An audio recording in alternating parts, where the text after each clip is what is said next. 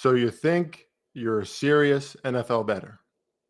Last night, I won over 49.5 in the Dolphins and Bills Thursday night football game. Kudos to me, I guess.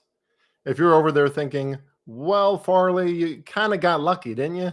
Because if the Bills if they do get a first down, then they don't kick a field goal and good beat for you.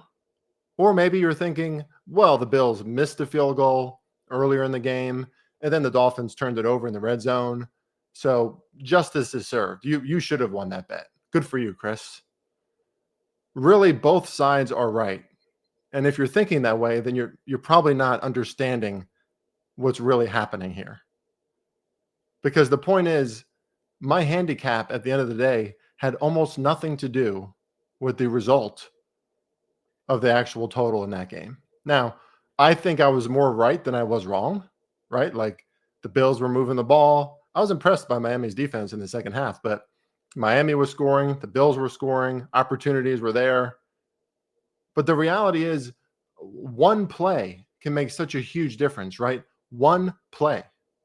And in many of these games, in case you haven't noticed, your handicap and your bet comes down to one play. And a lot of times it's a bounce of the ball, like it's complete folly, right?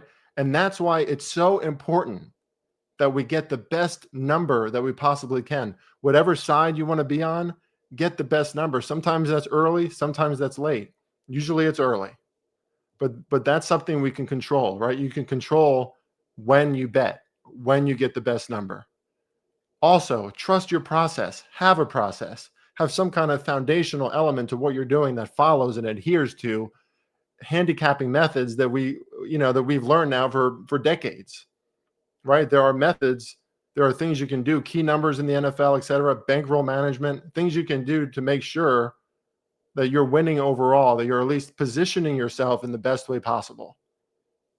And don't overreact or become overly emotional about any one result. I mean, if you were distraught or unnerved by some of the results in week 1 or week 2, like if you follow some handicapper or subscribe to a website and you're flipping out because things aren't going right, and now maybe you're getting some wins, so you're like popping champagne bottles and you're celebrating, you're probably too immature.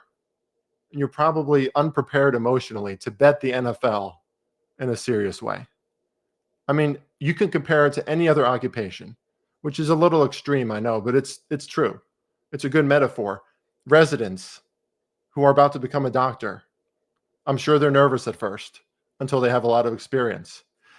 Pilots, firefighters, cops, nurses, teachers. Obviously, that's real world stuff.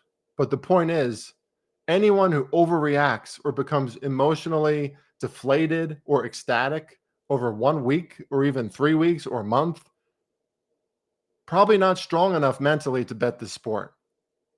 Realize that the phenomenal nature of human behavior is impossible to predict. Like, you can have your models, you can try, you can have your methods. No one's going to accurately predict that all the time. The NFL market is much sharper than others, as we saw last night. But especially in large groups, right? These are teams, large psychosocial dynamics are going on, impossible to accurately predict all the time. So put your emotions aside, put your reactions aside until the season is over. And even the best handicappers, by the way, some of the best sports bettors in the world, they have bad seasons. It happens. Bad seasons happen. And then what do? They don't overly react. They adjust, they recover, and long term, they still win. Just because every aspect of our society is give it to me now, reactionary, short-sighted, does not mean that translates in any aspect of life into success. It doesn't, especially in NFL betting. Good luck this weekend in your week 3 wagers, because you might need it.